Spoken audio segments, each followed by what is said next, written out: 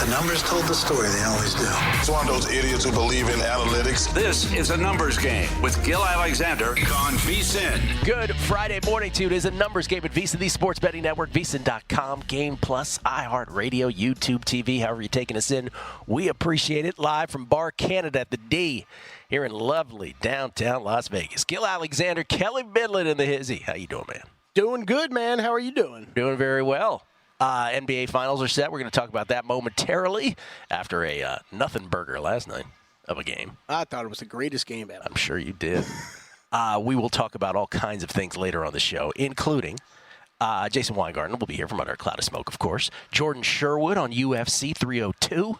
Chris Felica, Champions League thoughts. And are you ready for this? College football season win totals. Just a couple of them, though. Love it. A couple of them to whet your appetite.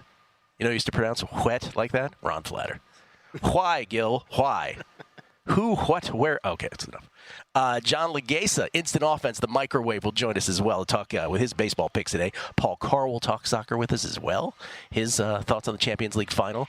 And how can I put this, Kelley? You know, yesterday I had a day to reflect. It's May 30th, 2024.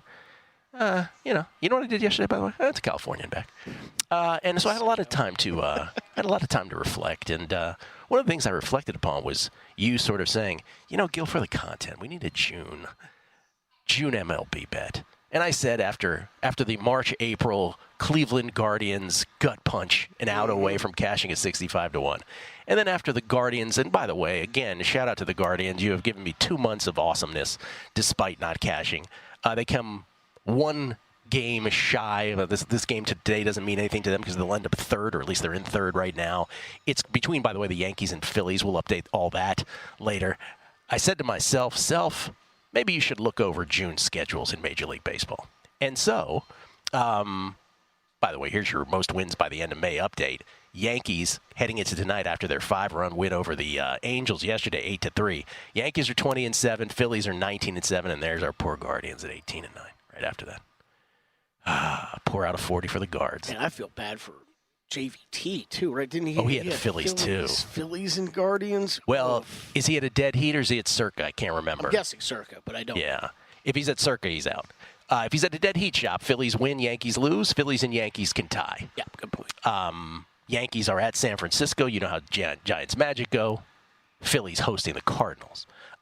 So I looked over June schedules, and, you know, at first they weren't at Circa, right? They were only at Caesars William Hill. And I was like, oh, well, okay, it's only at one shop, and it's a dead heat. I'm not sure how interested I am. Not that I wouldn't be interested necessarily in a dead heat, but sometimes I'm more interested in the Circa rules. And then I was like, oh, well, the Dodgers, they clearly should be the short shot. We'll get into all of it later. Anyway, I made a play, Kelley, and it's coming up. Like it. Hour number 2 on the show. Why hour number 2, you ask? Because I'd like to even bet more this morning. That's why hour number 2. So we'll get into all that. We'll go through the whole handicapping process of that.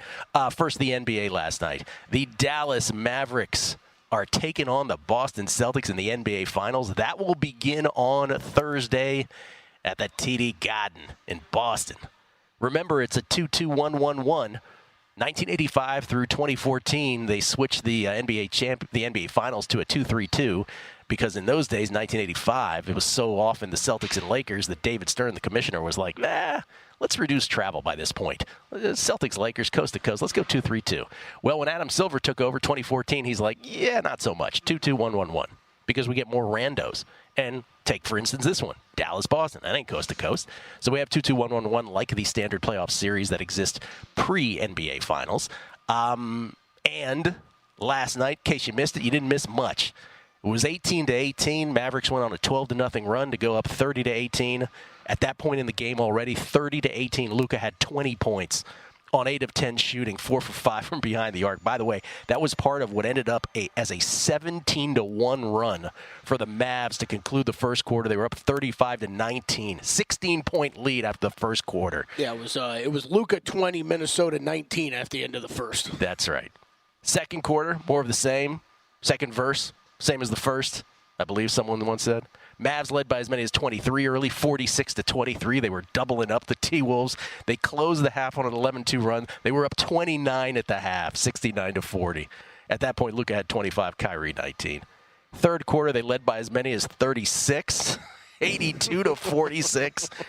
Led by 24 at the end of the quarter, 97-93. They win at 124-103. The Timberwolves could never get it lower than 21 points. They couldn't. By the time it got into the second half, I mean, how many times have we talked about NBA games and you're like, all right, like, there's live betting opportunities, like it's a game of runs, like there's going to be. It was the first time in a while. I'm not saying I bet it this way or anything. First time in a while like that by halftime. I was like, this is over. This is over. I think didn't I send you a text? The competitive portion of tonight's festivities is over. Luka was on one. You watch that first quarter, man. Like, he hasn't shot the ball like that in months just because he's been dealing with the knee injury. But him leaning into shots, fading away, everything was going in. You could tell early it was going to be a long night. By the time we got into that third quarter, it was dead silent in the arena. You could hear everything. Luka's yelling at people on the sidelines. Some fan was getting into it with him, and classic Luka's yelling at everybody, yelling at the Wolves bench, yelling at a fan. Some fan had brought a handkerchief, I believe, is what got reported for his crying. Luka's crying. Yeah. Good little bit until he starts draining every shot in the building at you. And so there you have it. Mavericks are going. By the way, you would like to say anything as we pour out a 40? Not a Cancun, 1, 2, 3 Cancun thing, but anything you want to say about the Timberwolves in closing? Let's all not overreact. I guess I would say that. There's going to be a lot of.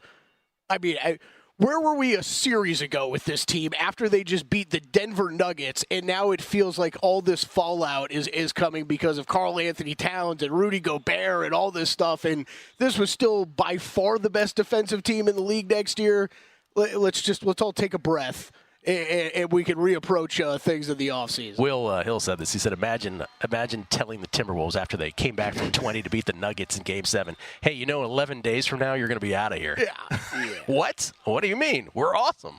Not so much. I don't know why. It feels like this year even more so than others, like the instant reaction we want to have to everything, right? Anthony Edwards is Michael Jordan. Like, they beat the Nuggets. It's, this morning, it's where does Luka Doncic fall in the greatest players of all time? Like, he's awesome, but can we let him win a championship first? Maybe? How about what I brought up? Thank God we're not going to have to re-adjudicate the Rudy Gobert trade. Oh, yeah. For God's sakes. Well, we're on to the Kyrie one now, right? I mean, this is you go on and win a championship, the Kyrie trade's going to look like one of the best trades ever. Well, also the narrative is going to be all week how Kyrie left the Celtics. That conflict. Oh, that and Porzingis. You got the Porzingis, Kyrie, absolutely. And it should be. So I've said this in different ways for the last couple weeks, but once the Nuggets got bounced, it was clear to me that I had no sense for these Western Conference playoffs. There's really no sense to have in the Eastern Conference. It was that straightforward. But I feel that way now after this series as well. And so here we are now, the Mavericks and the Celtics, and dare I say, I think I feel like I am part of the crowd of people, and by crowd I mean every human being I've talked to, with the exception of Drew Dinsick, likes the Mavericks here. That scares me a little bit because I do like the Mavericks at this price. Steve Fezzik, only back-to-back winner of the Hilton Super Contest on the football side, he sent me this text this morning, and I love this because, with Stevie, it's always advice and then calling out people, even if there's nothing to be called out. He says, Gilly, I bet Dallas 2-1 and plus 190. He gives himself a fine because he bet it before he said anything. He said, Circa still has plus 185. This is Dallas in the NBA Finals on the series price. He says, I strongly believe the market is going to back Dallas. The narrative is going to be that Boston is a paper tiger built for a regular season. And injury-aided 3 straight series. So if you're going to back Dallas, I would bet them now because I think this line is going down. If you like Boston, wait until post to get them. I completely agree with that. Here's the part that I love, though. He goes on to say, he says, also, I don't want to hear any blank about anyone getting 2-1 or plus 195 that I did because I was all over the openers, and that was me that got those in pocket right after the games, and I want to see the tickets if they claim so. There it is, on brand. I asked him on air, what do you think you care more about, winning money or calling other people dumbos? And he's like, dumbos. That's great. So, great. by the way, you can parse this out of obviously more than just a series price. You can bet this game by game. First of all, over 5.5 is at -150, so slightly juiced to the over in terms of 5.5 games. The under's at +125. Celtics sweep is 6-1. A Mavericks sweep is 19-1. That, of course, is the long shot. Celtics in 7 is +350. Mavs in 7 is 8-1. The shortest of all shots is not the Celtics in 7. A tick shorter than that is the Celtics in 5 at +340. Mm-hmm. Yeah, that is not going to happen. I don't think so, but we'll see. I actually think Drew on with us the other day was the perfect just to sum up what the Celtics are, where it's for a lot of NBA bettors, they've just broken his brain, right? I mean, like we asked him what is a price a fair price for him on the NBA Finals with the Mavericks. He's like, I mean, -400 it should be for Celtics, but he's like, they've broken my numbers this postseason. He's like, I can't get there.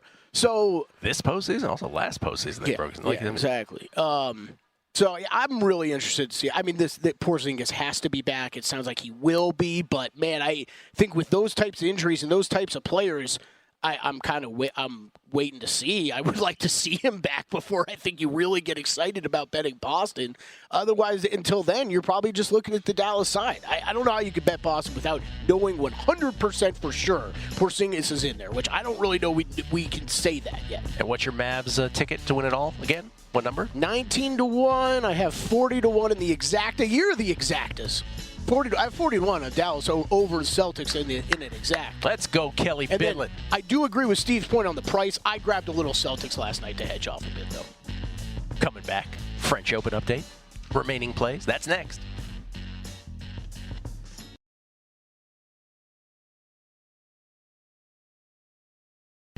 A numbers game on VSiN, the sports betting network. Numbers game proudly brought to you by Zyn. It should be pointed out as well.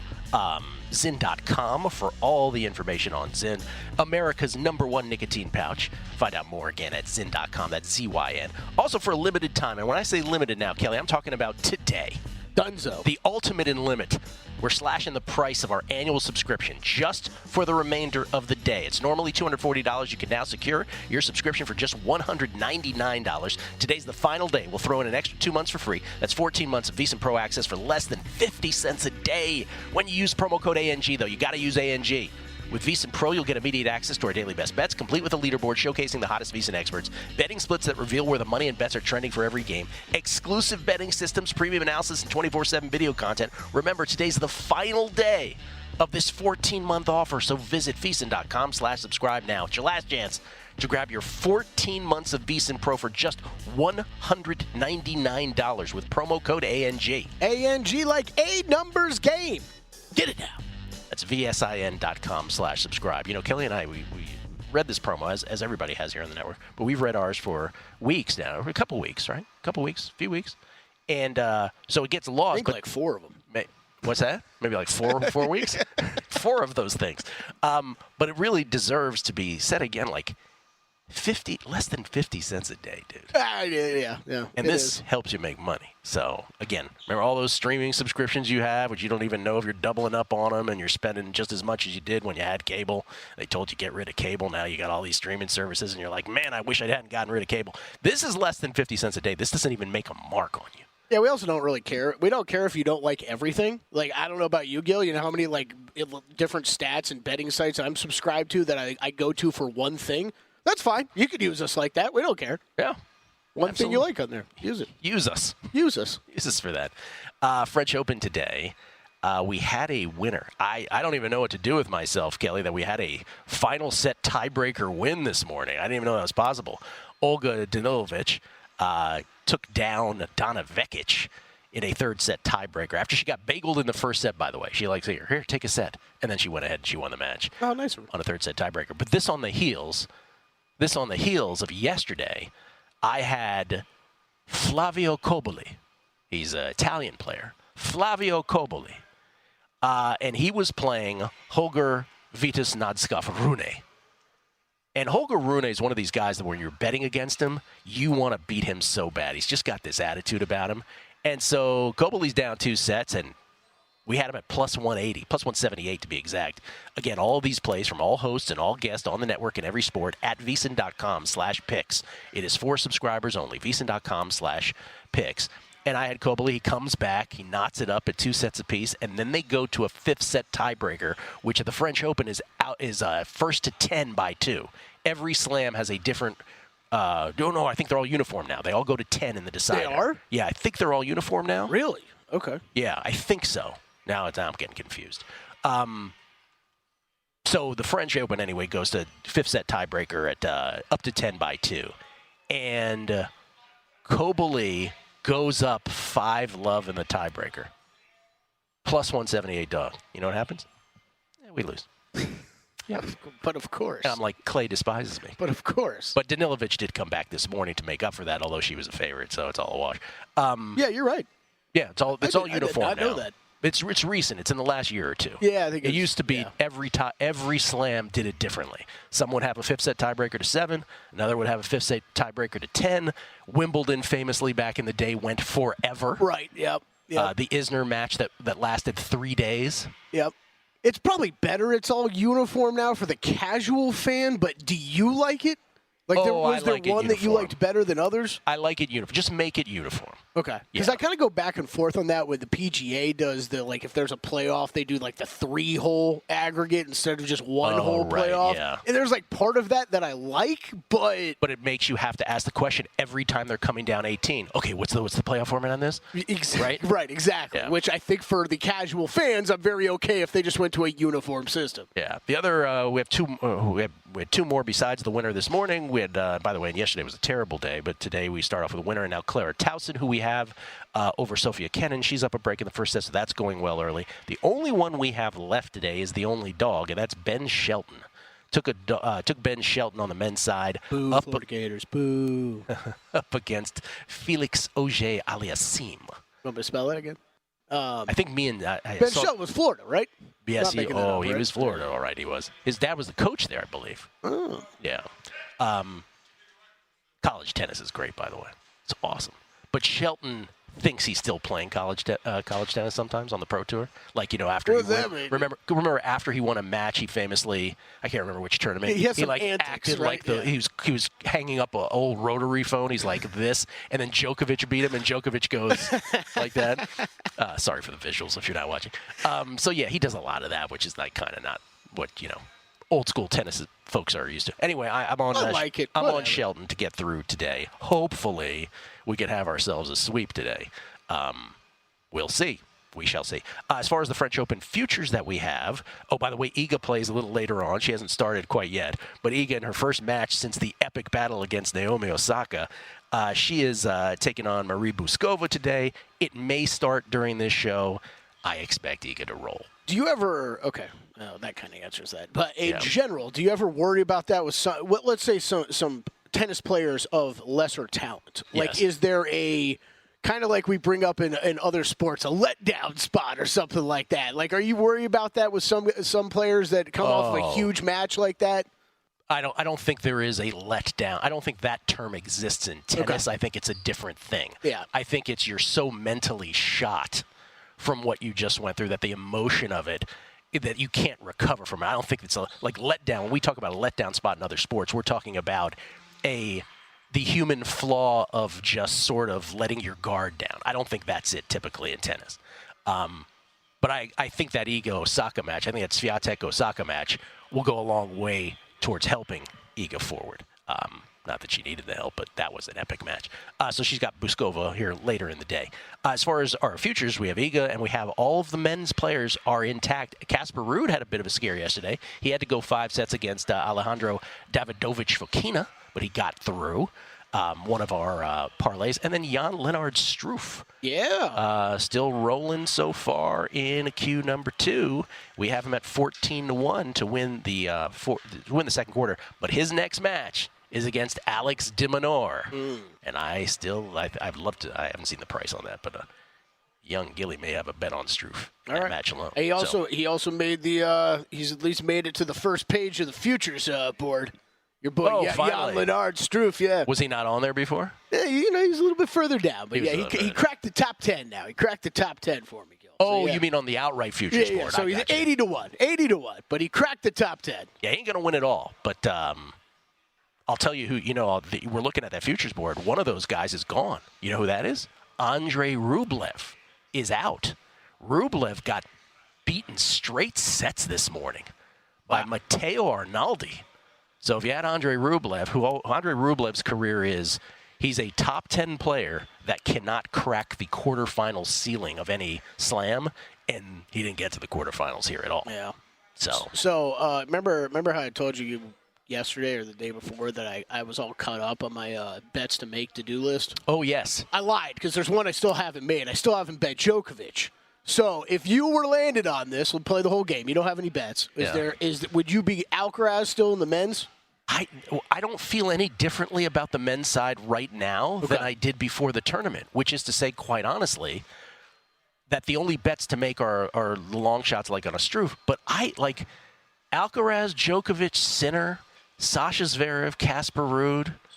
I stop there. I don't go to Tsitsipas. I thought odds movement was a little interesting on these. Like, Djokovic kept getting longer, and then yesterday got cut down to 4-1. Yeah, but like not to any significant degree. No, nothing significant. Yeah. I mean, there's just injuries you don't know, and these guys are, Alcaraz dropped a set to some dude the other day.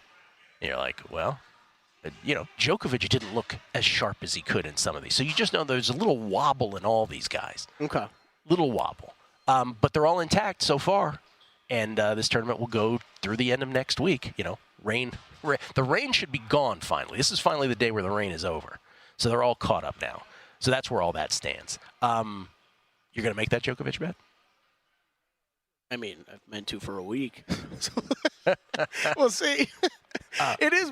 We don't talk about it as much anymore. I feel like Gill hears me bring it up a lot off air. But some of these with the Grand Slams, I just don't rush to make. Now would be the time. I think you probably got to get it in. But for those top seeded guys, it's so rare.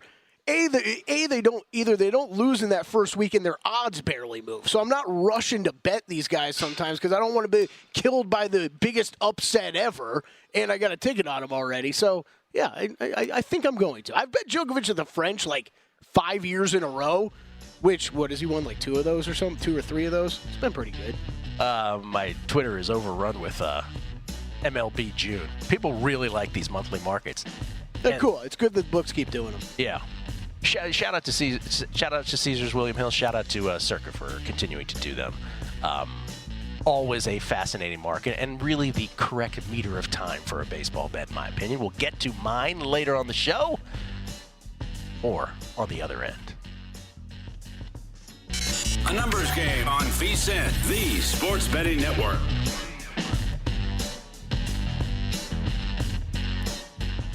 Zyn nicotine pouches.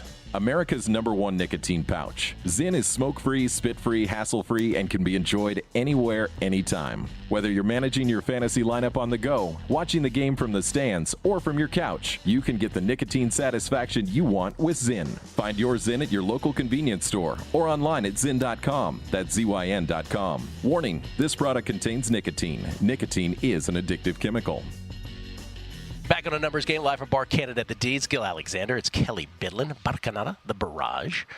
Thanks for tuning in. We get tweets at Beating the Book. Always appreciate the feedback. Best listeners in the game, Kelley. Have I said that before? Because I mean it. I think I've said it before. It's not what you say off the air. Don't say it. See, people are going to believe you. I'm kidding. Hey, I only laud, I adore what we've created here. I do. I love. And by the way, boy, Jamie Lev, if you could hear what he says about you off the air.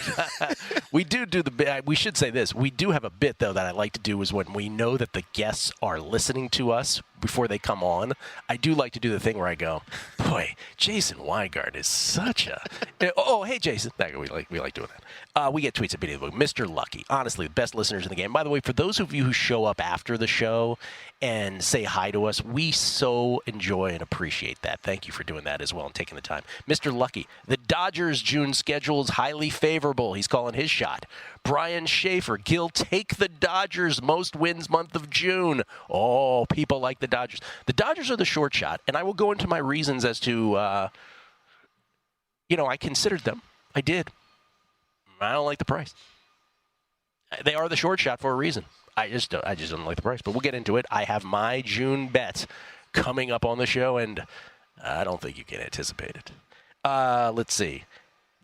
Touchdown Jesus says that Drew and Julian Edlow are the lone wolves on the Boston Celtics so far. Okay. I'm sure there are others. I get it. Yeah. I get it. Brad Billups, one of the best bets for June MLB total wins. Non-chalk. Oh, I'll get there. I'll let you know what I've bet already and what I'm going to add to it here coming up. Table Max, proud to be this was yesterday we were talking about, with crack, how many people made the bet, what percentage of numbers game listeners would make the bet that Fezzik recommended yesterday, week 1 of the NFL, a week 1 NFL total. We got a bunch of tweets of people like, I'm part of the 1%. So here's another one, Table Max, saying he's proud to be part of it. He made it under 49.5 on the Jaguars-Dolphins week 1 tilt. Jamie Leva, where does the MLB monthly team win totals end and Gill begin? Have a fantastic weekend, gentlemen. Where does the suit end and Perk begin? And New York Morty, tuned in all week to A&G from France. No days off, even on vacation. Thank you, New York Morty. He said some tennis to start the week at Roland Garros and finished off in south of France. Watch out for Chapo upset today versus Orkatz. How about that? That's a trip. How about that? Did you go to Philippe Chatrier? That's what we want to know. Can we bring in Jason Weingarten for this, ladies and gentlemen, courtesy of the Progressive Guest Line. It's our buddy Jason Weingarten from under a cloud of smoke at Spreadopedia. How you doing, Jason? Good morning. How's it going, guys? Going very well. I would like to air my new airlines and air travel pet peeve to the both of you. I believe I am going to cover new airline air travel pet peeves in the next 30 seconds, and that is this. When you get a text from an airline that says your flight is delayed, let's say it's delayed an hour, like I did yesterday, like I already have today, Kelley. Your flight is delayed an hour, and then they come back with subsequent texts bringing that time back towards your original departure time. So first you were delayed an hour, then, oh, by the way, you're only delayed 33 minutes. Oh, by the way, now you're only delayed 18 minutes. And, oh, now, by the way, you're only delayed 4 minutes. They cannot do this. You are killing the passenger because the passenger has in their mind, or her mind, the flight is delayed. Now the passenger is not processing. It's basically on time. And they're late to where they have to go because you set them up for failure. It happens all the time. I've already ordered 2 more drinks, and now I'm missing my flight. It's a problem, yeah. Or some people are chilling at home before they go. Has this happened to you, Jason? Many times. I don't leave the airport. I don't leave for the airport till the last minute. So, yeah, I've been in this situation. He doesn't sound as upset about it. I feel like it's a newer thing. I also don't know what percentage of people actually would be outraged like me and you are. I think. Well, it's not outrage. It's you're going to make me miss a flight, though. It's outrage to that extent, right? Eventually, you're going to miss one because yesterday I was like, oh wait, I'm basically on time. I'm late now. Yeah. So they got to stop doing that. Anyway, Jason, you texted me something yesterday. Nelly Korda, who has dominated the LPGA Tour this year, she went into the water 3 times. She ends up carding a 10 over par yesterday in the LPGA tournament, and so you're getting excited because you've got Rose Zhang, and then Rose Zhang goes out and posted 8 over. What had happened? A 9 over. No, was it a 9 I think it was 8 over, and now she's 1 over for the day, so she's 9 over now, I think. Oh no, maybe you're right. She's back to 8. You're right. Maybe it was 9 and then went to 8. Either way. Wow, that's a missed opportunity, huh? Yeah. The crazy thing is, there's a chance that one or both of them still make the cut today.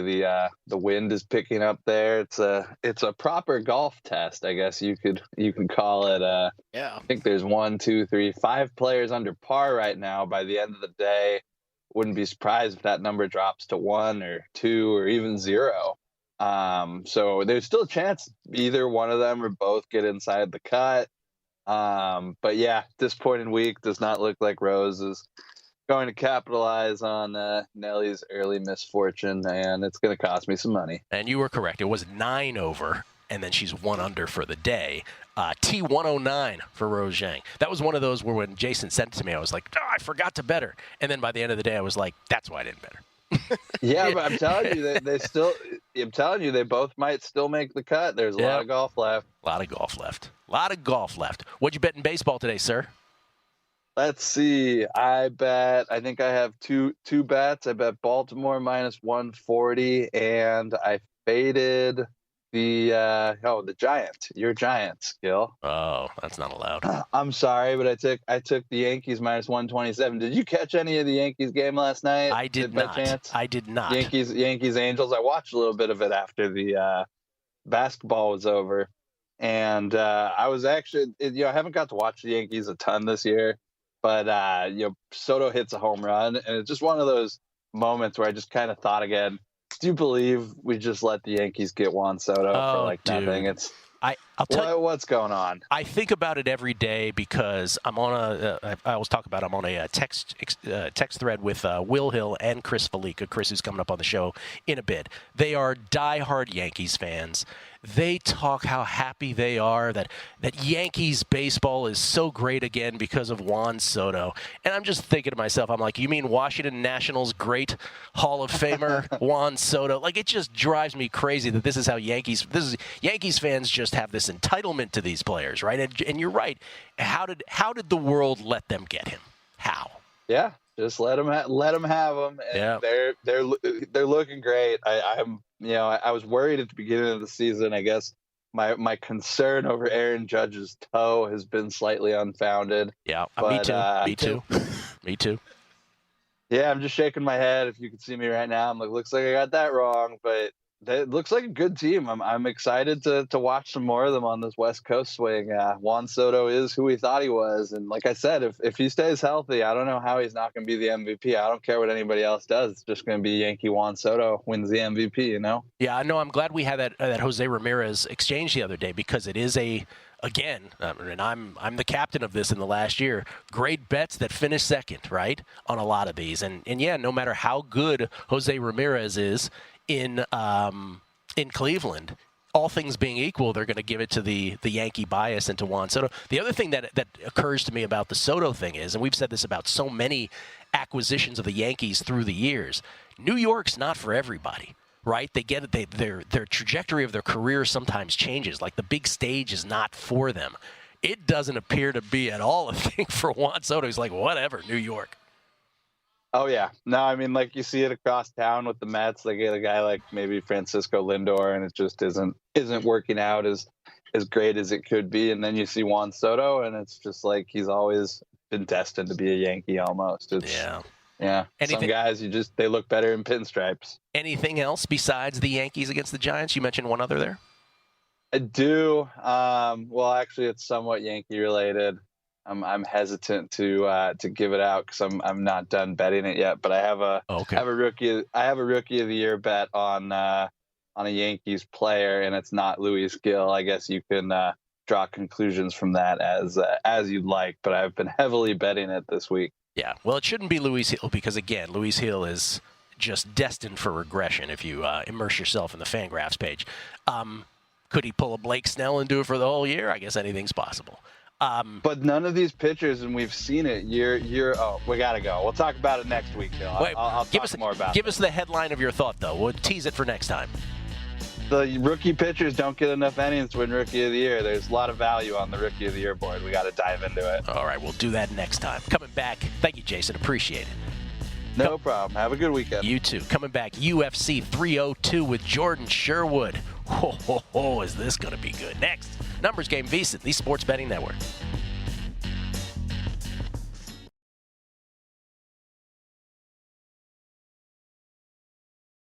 A Numbers Game on VSiN, the Sports Betting Network. We are so close to crowning an NBA champ. The finals are here, and with the action heating up on the court, it's even hotter at DraftKings Sportsbook, an official sports betting partner of the NBA. New to DraftKings, listen up. New customers can get a no-sweat bet up to $1,500. Just deposit at least $5. You'll get a bonus bet back equal to your first bet if it doesn't hit. Download the DraftKings Sportsbook app now and use code VSiN. The crown is yours. Gill Alexander, it's Kelley Bydlon, live from Bar Canada at the D. One of my favorite things in the world, I was just saying off air, is to hear Kelley Bydlon and our next guest, Jordan Sherwood, talk about their old radio days in Palm Beach, Florida. Oh, they wax about it. They rhapsodize about it. It's a beautiful thing. Jordan comes to us courtesy of the progressive guest line, Jordan Sherwood, that is, to talk UFC 302. Good morning to you, sir. Always a pleasure, Gill. And yes, always a joy to talk West Palm Beach, Florida with one Kelley Bydlon. Going old school. Off air, not for on-air content, off-air content. The Real Housewives of West Palm Beach, these guys. It's phenomenal. Oh, man. Gil, we had, when were we talking about Hard Rock with Crack? Was that this week or last week? Last week, I think. One of the first times I ever hung out with Jordan, I was basically asked to show him a good time, because he was new in town. And we ended up at the Hard Rock way late. One of my favorite memories of Jordan Sherwood. You're like, this ain't Palm Beach anymore. Jordan, by the way, is the co-host of the Unnamed MMA podcast. You can follow him on Twitter at Wood on ESPN 1000. Before we talk UFC 302, I would be remiss if I just ignored what you're wearing. You are wearing a Chicago Bears top. You are a Bears fan, and the Bears are going to be featured on Hard Knocks. How? Because I've always wondered, like, if Washington ever got on this, I think me and my buddies will just go crazy. How do you guys feel about this as Bears fans? Are you happy? Are you mixed in your feelings? We kind of knew that this was coming. The reports were that they were one of 4 teams available for Hard Knocks. They've got all the storylines of the offseason with Caleb Williams, the additions, the stadium discussion that's going on with the team in the city. So it's about time. Basically, Bears fans want the spotlight. They like the attention. And look, it's going to give them a little bit more of an inside look of Caleb Williams and how he's maturing as a rookie. So, yeah, we're absolutely excited as Bears fans that they're going to be featured on Hard Knocks. Okay. All right. What did I say after the draft? Caleb Williams, certainly not lacking for confidence. That I will say. Yes, that is correct. I am very interested to see what his personality is like on a more in-depth basis. All right, UFC 302 in Newark, New Jersey.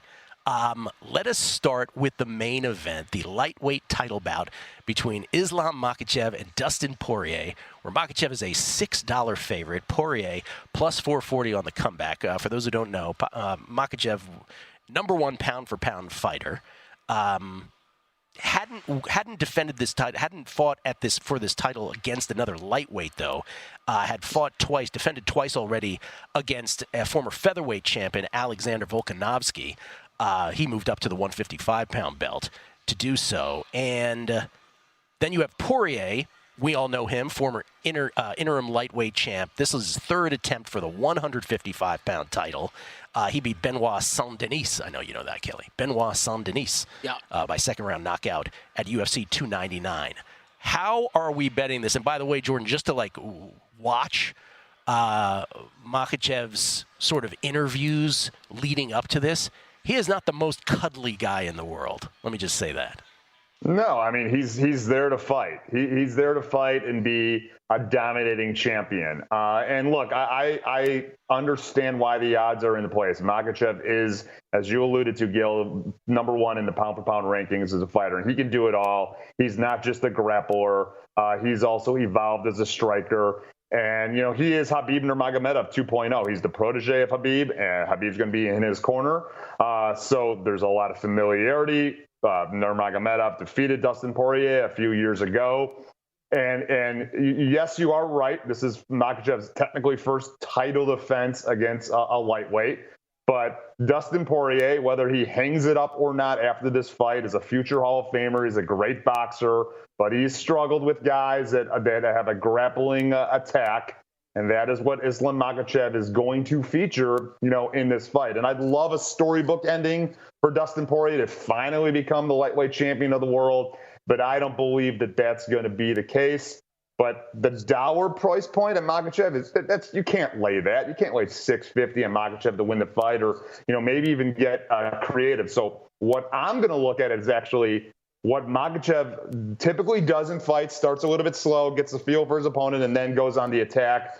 And the last 2 times that Dustin Poirier has lost in a title fight via submission, it's been in the 3rd round. So how about this to get creative? Makhachev to win in round number 3. Ooh. It's at plus, I think, 600 or 650 on most books. Wow. So, Dustin Poirier's a tough out, and I would love to see him win the championship, but I just can't see that happening. So Makhachev to win, likely inside the distance, but let's get really creative and say that he wins in round 3. However, I just want to throw out 2 things real quick, because this is a numbers game. Dustin Poirier is 7-0 in his MMA career in the month of June.